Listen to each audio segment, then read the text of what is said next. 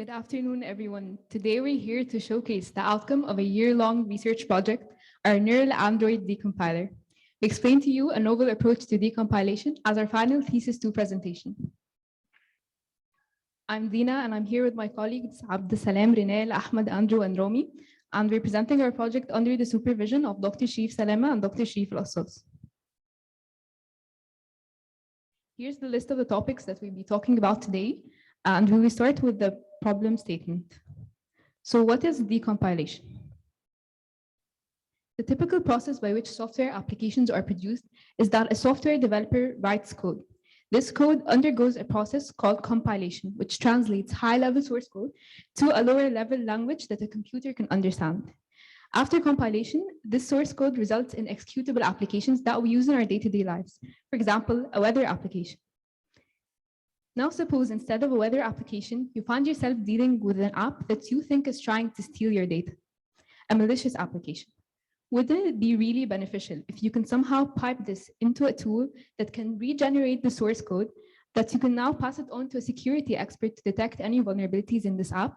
This is just one of many use cases of a decompiler, mainly providing applications to security and reverse engineers in fields like vulnerability detection and malware analysis.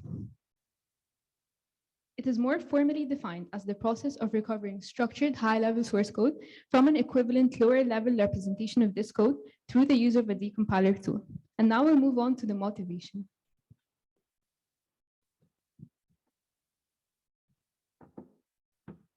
Okay, so the question you might be asking yourselves is, why are we targeting Android applications?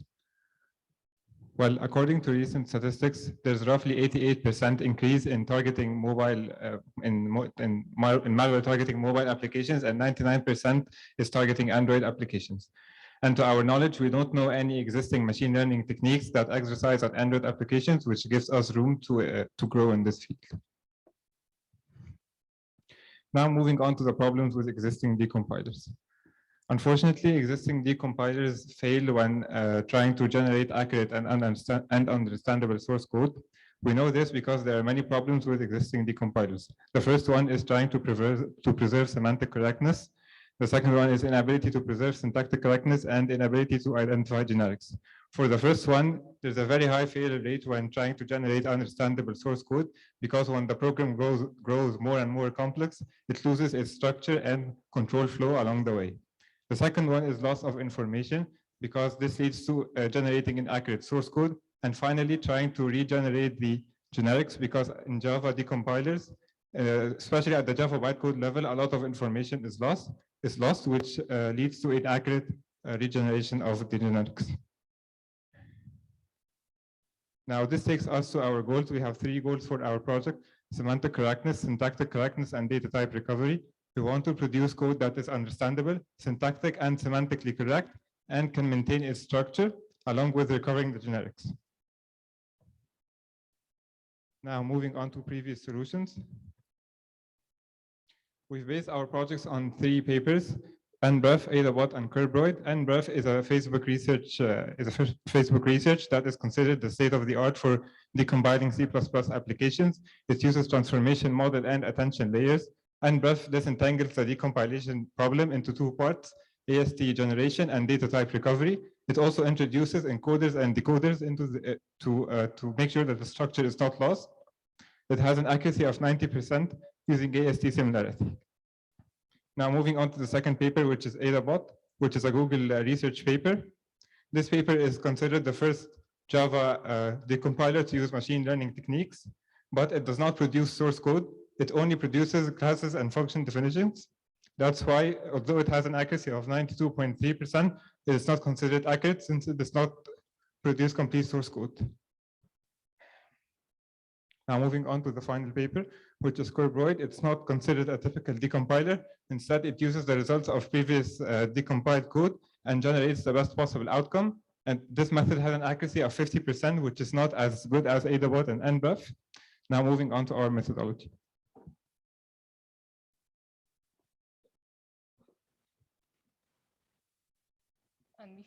And before moving on to the details of our model and the project methodology, we need to clear out some acronyms and definitions that will be used throughout the presentation.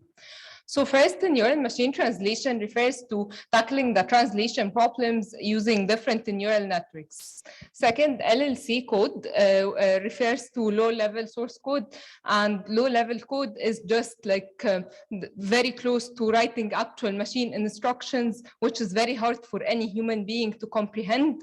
And in our case, low-level code is represented by the Java bytecode.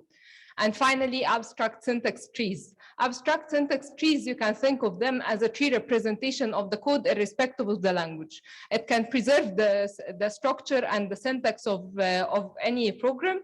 And now moving on to better understand the neural machine translation part, to deeply understand what neural machine translation is and what it enables us to achieve, consider you want to translate any of today's world content, like anything on social media accounts or any other platform. You'd immediately realize that you cannot translate it word by word. You need to consider the whole sentences in order to come up with correct translation. And that is exactly the point of neural machine translation. It considers whole sentences in order to predict correct and accurate translations.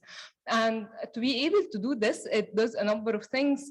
So first, it takes into account the context as well as the meaning of each and every single word and phrase in any statement. And it does so by a number of things. Now moving on to the model itself, thinking about the decompilation problem, we can see that it boils down to a translation problem, because at the end of the day, we're trying to convert from one language to another. And in our case, it is the Java bytecode to the Java high-level source code.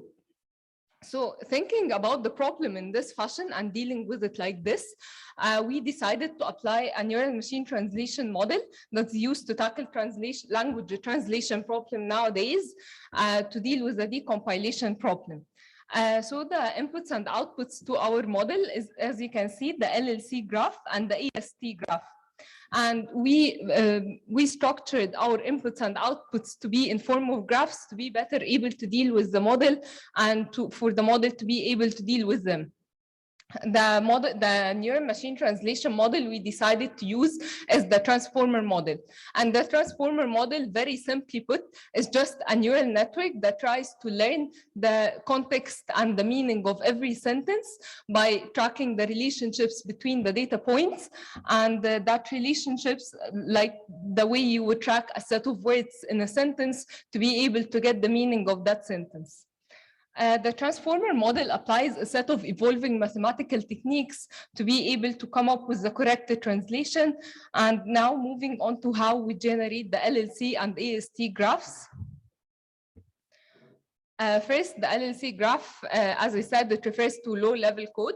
And in generating this graph, as you can see, we followed a two-step process. The first step was to identify the important parts of the code, such as classes, functions, and instructions. And the second step was actually composing the graph nodes and the graph dependency, as you can see in this photo. The graph dependency included the classes as always the parents, and then the functions as the children to the parents, and finally all the instructions are the children to the corresponding functions.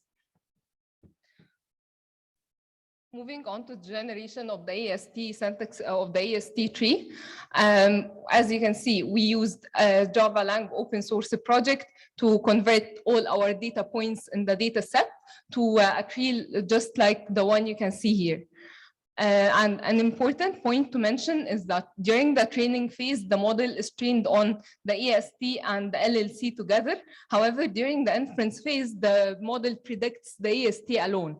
And in order to make sure that it produces 100% accurate and correct syntax and semantics, we, at the very final phase of the inference, we enrich the predicted AST tree using the LLC graph that we generated earlier. And this way we make sure that it's 100% complete.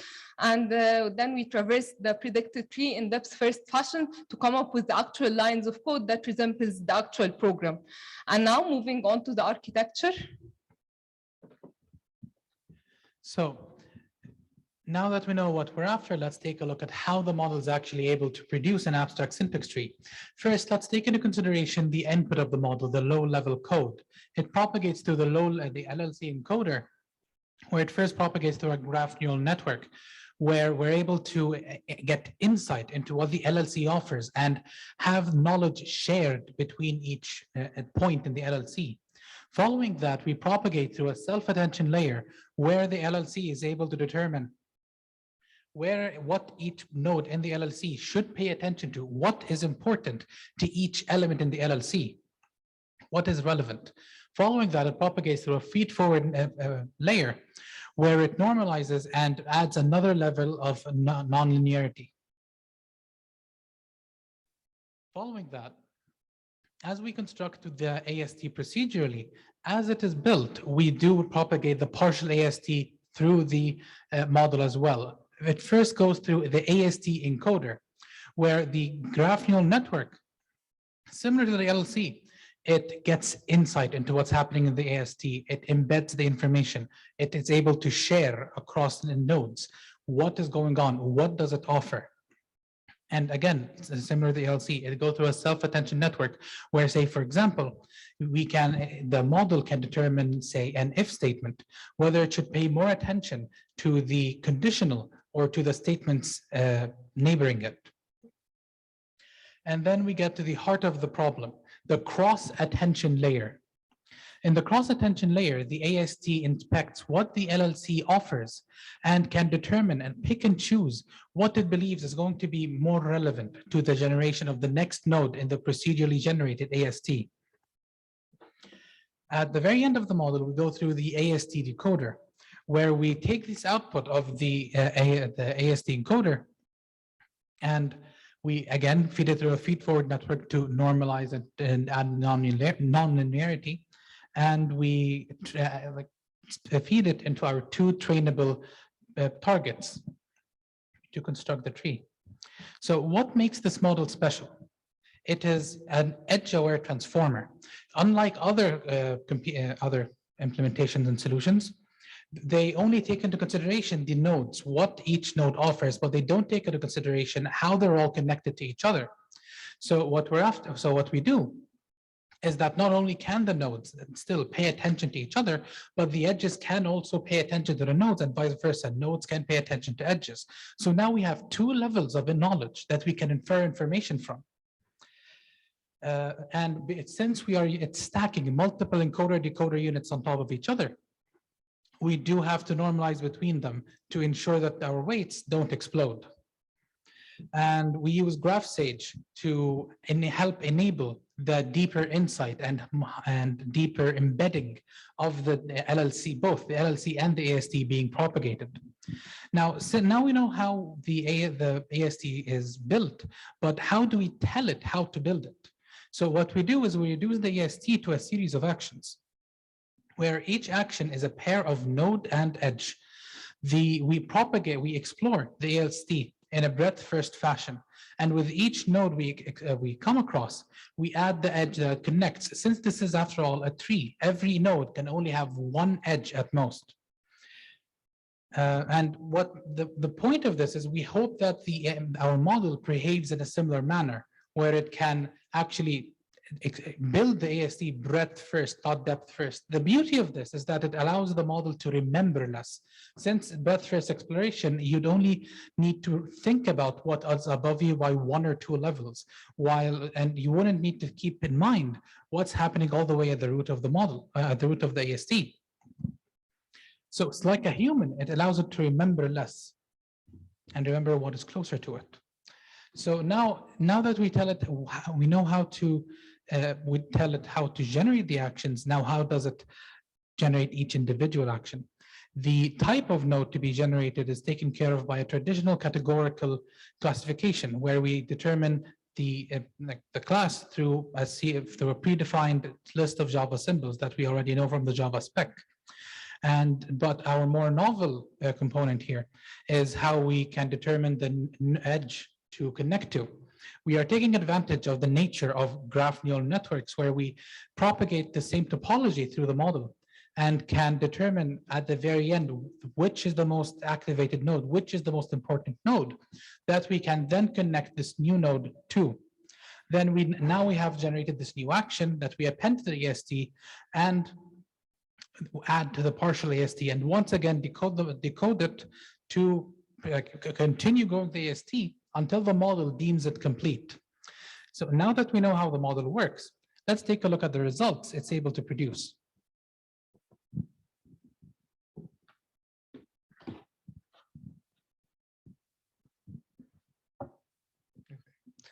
So moving on to the results, we start off by introducing some of the numbers and accuracies that we were able to acquire throughout our journey.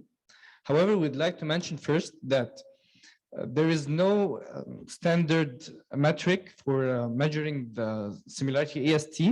Hence, we've chosen two of the most used, which are the cosine similarity-based accuracy, as well as the element-wise edge accuracy. So starting off with the cosine similarity-based accuracy, we've reached a 93%, which represents the AST generated structure versus the AST ground truth structure. Also, as of now, we're able to acquire up to 172.1 million parameters into our model, which lets us include more complex, more intricate, more advanced code rather than the handwritten code. In addition, our model now can take as an input twice the encoders and decoders of the state of the art. And finally, for the element-wise edge accuracy, we've reached a 76%, which is the edges of the AST generated versus the edges of the AST, which we take as an input. Moving on to the training results, we would like to tell you that the results shown in front of you are results of a week and a half period, and that's because to complete our full training, it would take us around 2 months and 3 days. And the results shown above will include up to 100 epoch. So introducing first, we have 2 accuracies and 1 loss, starting with the first accuracy, which is the edge accuracy. It ranges between 43 to 85%, while the node accuracy ranges between 10 to 47%. As you can see from the results, as the epochs increase, so does the accuracy increase, and this is a great indication to what we're doing. Moving on to the validation loss, we see that the loss targets between 1.3 and 4.7, and this is the loss that is fed into our model, and the lower the loss, the better. We would like also to clarify the point difference at epoch 90. This point difference is a result of our implementation of checkpoint, and by checkpoint we mean that whenever the model stops or anything happens to our model that causes it to fail, it starts again from the last epoch it trained and doesn't start all over.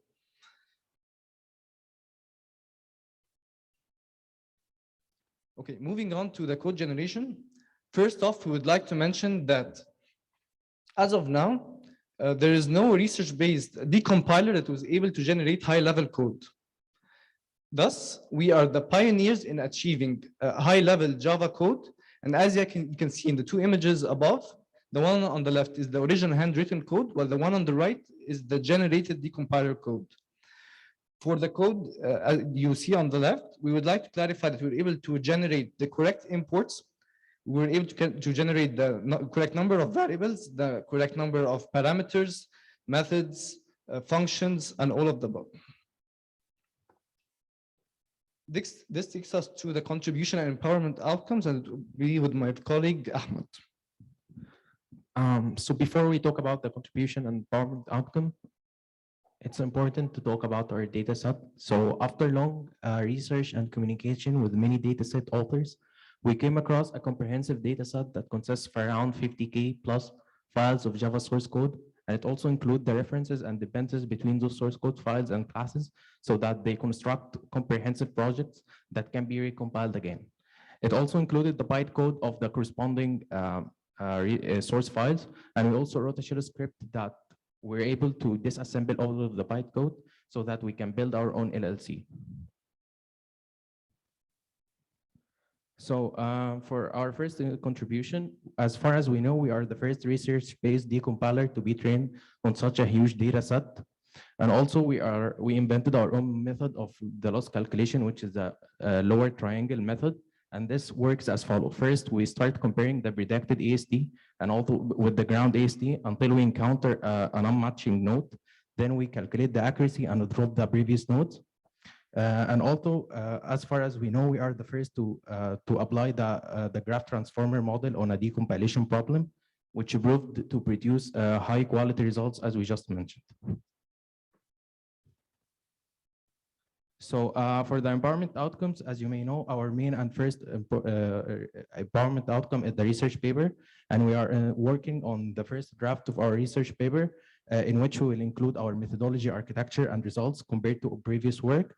And we are planning to publish it in a conference, which is a neural information processing system, which will be held in next November, and we plan to apply next week with our paper. This research-based conference has got around 33.49 impact score. The second empowerment outcome is community deployment. As my colleague just said, we are the first research-based decompiler to produce fully working program that produces good source code, and we are planning to publish it on a public GitHub repository so that users can use it. Here's our limitations that hindered us from producing better results. First is the memory limitations. Although we tried our best to optimize our code and we only loaded the portion that is decompiled time by time, we still couldn't decompile files with more than 90 nodes. This hindered us from including all the tokens and the information we had, and we had to add like an extra layer of code enrichment by going back to the bytecode that is corresponding to the current decompiled source code and extract information and integrate it into the code. Also, we are using PyTorch geometric, like the library we are using for the graph transformer. This, in the last layer, we had to have the topography of the AST and LLC to be the same, which is not the case for all the source code files. So this affected our edge accuracy and hence affected our results.